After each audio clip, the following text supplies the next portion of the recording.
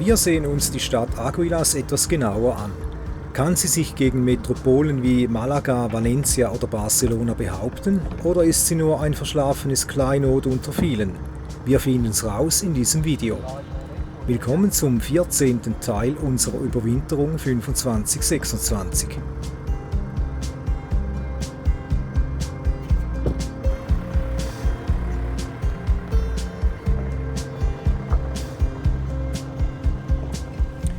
Wir sind hier am Hafen von Águila und heißt es Águila oder heißt es Aguilera? Águila. Wir sind hier im Águila. Wir sind hier am Hafen von Águila und das Wetter trübt sich langsam ein und es kommt eine fiese Regenfront. Deswegen haben wir uns gedacht, komm, lass uns doch noch Águila anschauen, solange es noch trocken ist. Die Möwen sind leider davon geflogen. Ich hätte diese gerne noch interviewt, aber ja, was will man da machen? Wir sind im Hafen Marina Juan Montiel. Dies ist der moderne Yachthafen mit rund 354 Liegeplätzen von Águilas. Er wird durch den markanten schwarz-weiß gestreiften Leuchtturm aus dem 19. Jahrhundert dominiert. Wir wollen aber erstmal rauf zum Castillo de San Juan aus dem Jahr 1579. Die Festung thront über der Altstadt und bietet einen herrlichen Blick über den Hafen und die Stadt. Wir versuchen jetzt auf diese Festung zu kommen, auf das Castillo, und ich hoffe, wir sind auf dem richtigen Weg. Vielleicht geht es auch hier hoch.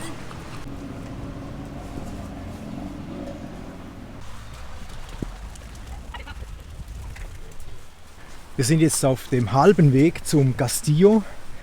Mein Gott. Leider hat es noch zu regnen begonnen. Offenbar kann man hier auch mit dem Fahrzeug hoch, wie dieser Faule hier.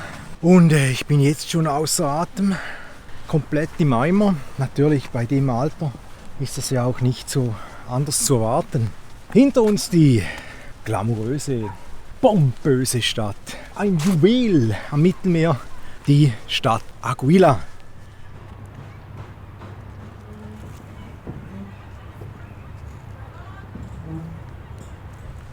Es fängt jetzt an zu regnen, leider. Damit hätten wir rechnen müssen, weil der Wetterfrosch hat das vorausgesagt. Leider bleibt uns der Zugang zum Castillo verwehrt, weil offenbar nicht den ganzen Tag geöffnet ist. Aber das macht eigentlich nichts. Von hier aus hat man auch eine wunderbare Aussicht auf das Meer und diese Perle einer Stadt, die mit ihren ockerfarbenen, monotonen Fassaden in der Gegend glänzt.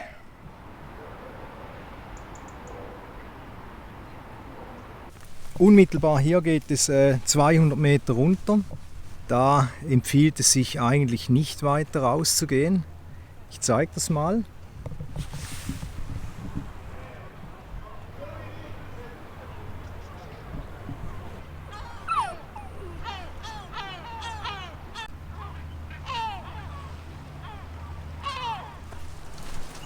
Wir sind jetzt wieder auf dem Rückweg vom Castillo, das wir leider nicht besuchen konnten, wie schon erwähnt, weil es wegen zu geschlossen ist.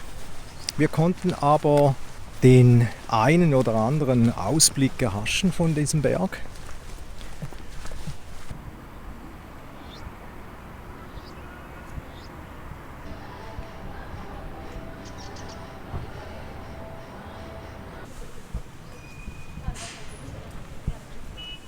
Wir sind jetzt wieder zurück von dieser atemberaubenden Exkursion auf diesen Berg dort oben. Ich habe mit Entsetzen feststellen müssen, dass das Gas auch noch ausgegangen ist. Nichtsdestotrotz müssen wir das noch ersetzen und werden uns dann etwa 20-30 Kilometer Richtung Südwesten verschieben.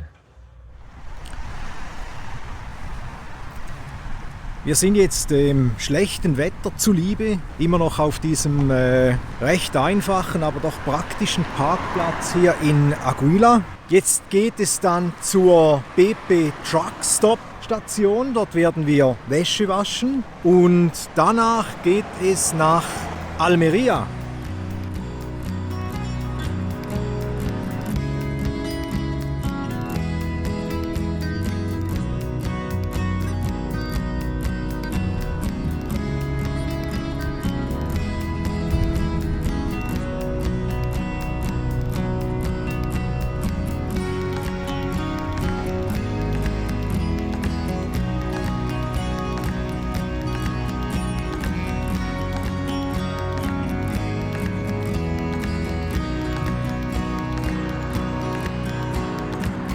Wir sind jetzt auf diesem riesigen Truckstop-Gelände einer britischen Treibstoffgesellschaft.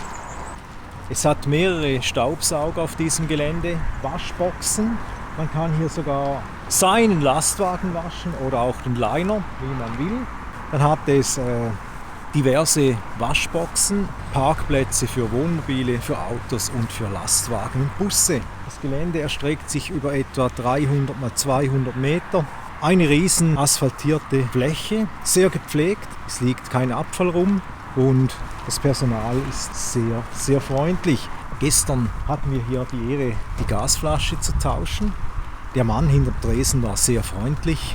Es ging aber durchaus etwa 5 Minuten, bis er die Güte hatte, seine warme Stube zu verlassen und uns die Gasflasche zu tauschen. Für den durstigen Wohnmobilisten hat es hier auch jenste Wasserstationen, wie zum Beispiel diese hier. Wahlweise kann man hier das Wasser für 1 Euro kaufen oder 10 Meter weiter gratis beziehen, wie man will.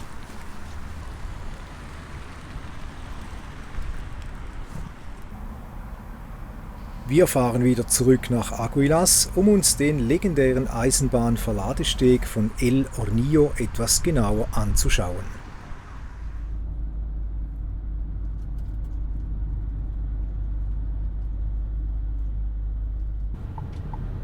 Rechts abbiegen auf Camino del Economato, Calle G, dann rechts abbiegen auf Calle Marisa La Comadrona.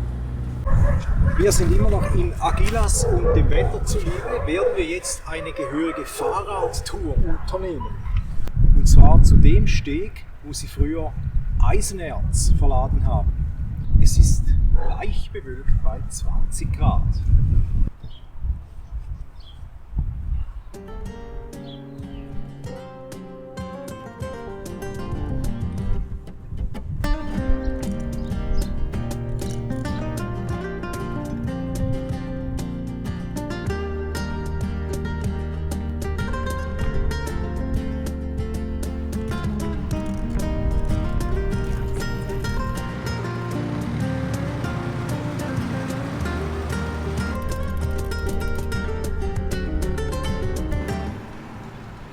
Im 19. Jahrhundert war Águilas ein bedeutendes Zentrum für den Export von Bodenschätzen wie Eisen, Blei und Silber.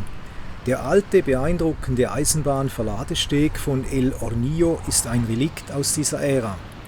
Der historische Verladehafen, den wir hier sehen, ist eines der bedeutendsten Industriedenkmäler Spaniens. Águilas entwickelte sich zu einem wichtigen Knotenpunkt für den Export von Eisenerz aus den Minen im Hinterland. Die britische Bahngesellschaft benötigte eine effiziente Lösung, um das Erz direkt von der Schiene auf Schiffe zu verladen. Der 1903 eingeweihte Pier war darauf ausgelegt, 2 Schiffe gleichzeitig zu beladen. Die Züge fuhren über eine metallene Brücke direkt auf den Pier, welcher über 3 Gleise verfügte. So konnte man über ein ausgeklügeltes Rutschensystem das Erz direkt in die Schiffsrümpfe verladen. Mit dem Ende der großen Bergbauära und dem Wandel der Transportwege verlor der Verladesteg seine Funktion und wurde schließlich 1973 stillgelegt.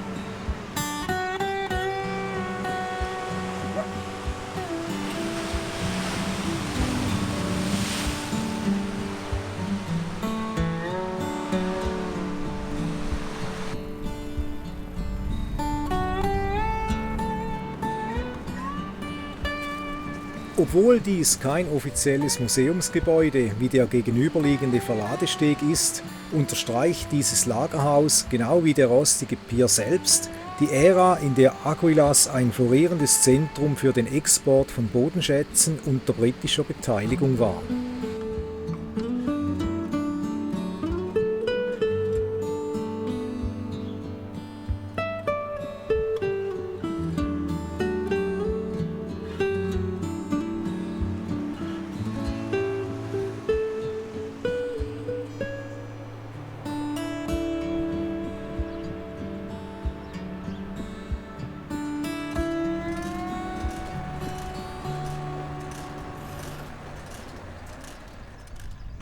Águilas ist die südlichste Stadt der Region Murcia und hat etwa 38.000 Einwohner. Sie ist geografisch durch zwei markante Buchten, die Bahía de Levante und die Bahía del Hornillo, geprägt, die durch eine felsige Landzunge getrennt werden. Auf diesem Felsen thront das legendäre Castillo de San Juan, auf dem wir bereits waren. Die Region ist für ihr hervorragendes Mikroklima mit rund 3200 Sonnenstunden pro Jahr bekannt, was sie bei Reisenden, die dem kalten europäischen Winter entfliehen wollen, sehr beliebt macht. Die Stadt hat aber noch mehr zu bieten als nur alte Gemäuer. Sie ist auch eine Hochburg des Karnevals. Er ist das Herzstück des kulturellen Lebens in Águilas und genießt einen exzellenten Ruf. Die Wurzeln gehen bis in das Jahr 1889 zurück, als der erste Corso de Carnaval stattfand. Die Stadt lebt dieses Fest mit einer Leidenschaft, die in Spanien als außergewöhnlich gilt. Wir sind also gespannt, was uns erwartet.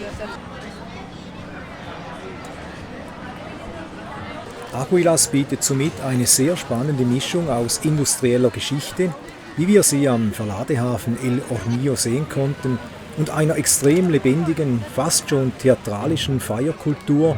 Es ist ein Ort, der, anders als manche überlaufenden Ferienorte, seinen eigenen Rhythmus und seine Traditionen sehr bewusst pflegt.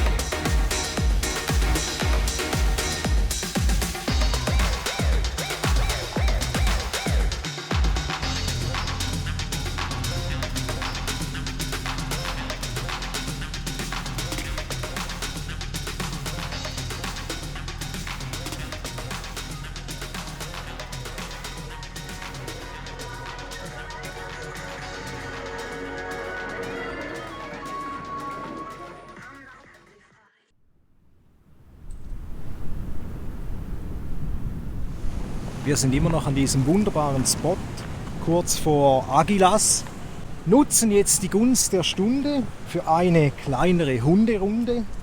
Nachher müssen wir noch Wasser organisieren und Lebensmittel. Dann werden wir vermutlich diesen Spot nochmal aufsuchen. Hier ist es einfach sehr, sehr geil hier.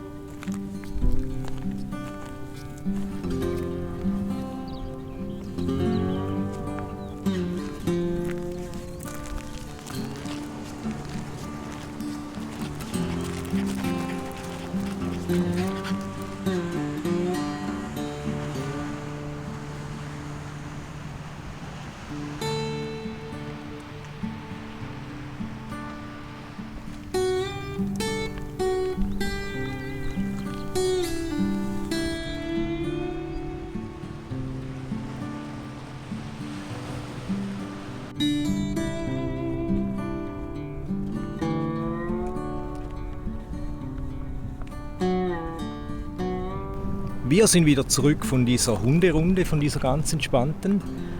Und auf dem Weg ist uns aufgefallen, dass es hier befestigte Straßen hätte geben sollen. Vermutlich in den 60er Jahren. Das werde ich noch recherchieren. Denn außer den Randsteinen sind diese Straßen, wie gesagt, nicht befestigt. Bestehen aus grobem Schotter und Fels. Und außer den 2 Gebäuden finden sich hier keine weiteren Immobilien.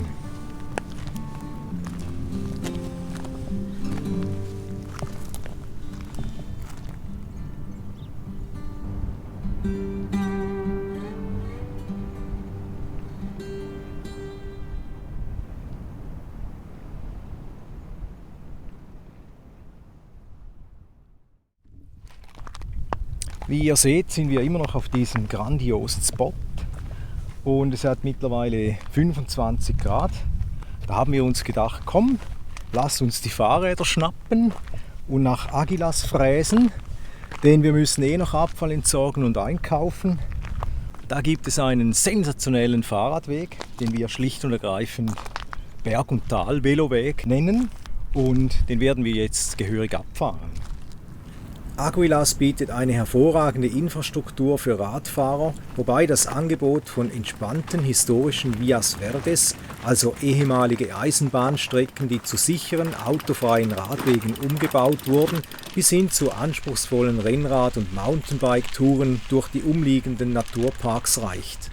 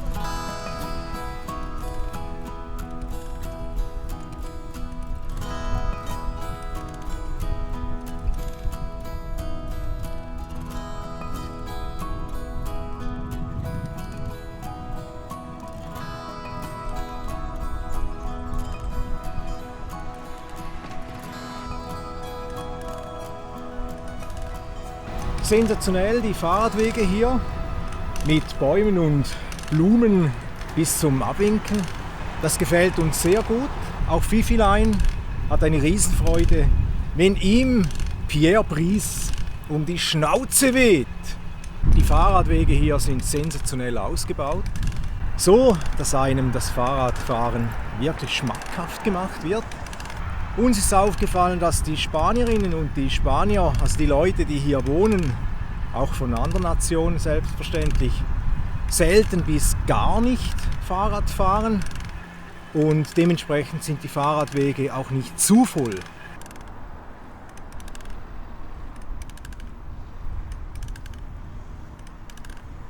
Wir sind jetzt kurz vor dem legendären Fahrradweg, der Berg- und Tal-Veloweg. Man hat schlicht und ergreifend ihn nicht begradigt, einfach so drauf losgeteert und das ist sensationell. Den werden wir jetzt abfräsen und mal schauen, wie das wird.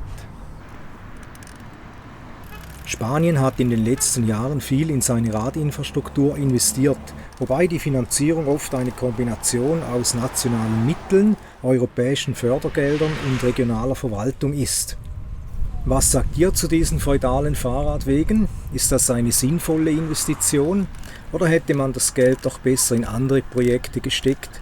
Und habt ihr, wenn ihr mit dem Camper oder Van unterwegs seid, überhaupt Fahrräder dabei? Schreibt's mal in die Kommentare, würde uns brennend interessieren. Wie man unschwer erkennen kann, macht dieser Fahrradweg seinem Namen alle Ehre. Brutalst geile Trasseführung. Nach diesem Hügel geht es an einem Friedhof vorbei, achterbahnmäßig, und das werden wir jetzt antesten. Voll in die Pedale und fräsen diesen Veloweg mal ab.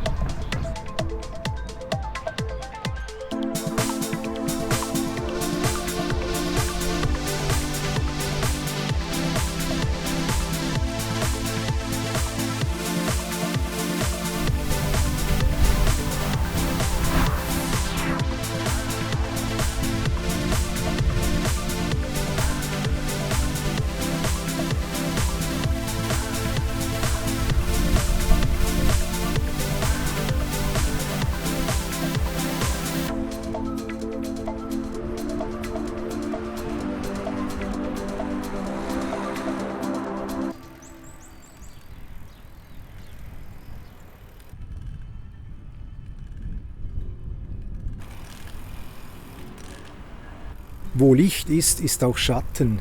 Hier in den ärmeren Vierteln der Stadt wohnt hauptsächlich die Arbeiterklasse des Agrarsektors. Der Großteil der körperlichen Ernte- und Feldarbeit wird von Migranten verrichtet. Viele dieser Menschen befinden sich in einer prekären wirtschaftlichen und finanziellen Lage. Deswegen sind diese Menschen auf günstigen Wohnraum angewiesen. Viertel, die etwas abseits der touristischen Zentren oder der modernen Wohnanlagen liegen, bieten den Wohnraum, der für einkommensschwache Schichten erschwinglich ist. Das macht Águilas zu einer Stadt, in der extrem wohlhabender Tourismus und die harte Realität der intensiven Landwirtschaft auf engem Raum aufeinandertreffen.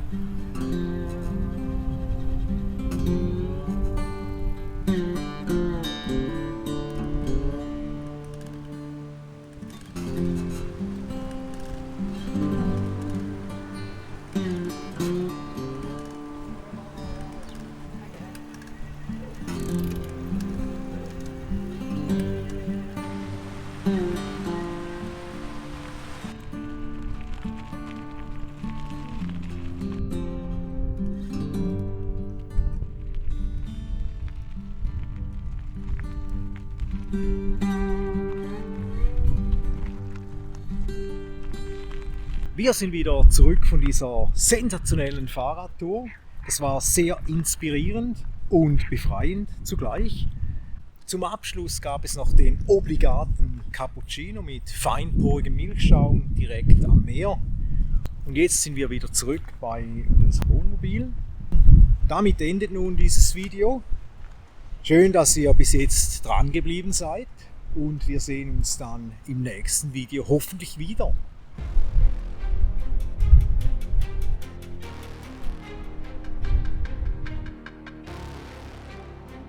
Wir sind jetzt hier in Cuevas del Almanzora und da oben gibt es solche Höhlen, ich weiß nicht, ob man die sehen kann, die werden wir jetzt anschauen. Nach dieser spektakulären Stadtbesichtigung von Cueva de Almanzora geht es jetzt Richtung Halbwüste Übrigens war das hier die alte Hauptverbindungsstraße zwischen den Dörfern hier. Hier hat die Gemeinde Tabernas einen Hundespielplatz eingerichtet. Fifi hat hier mal gewisse Geräte ausprobiert. Wir sind jetzt hier auf diesem grandiosen Kastell.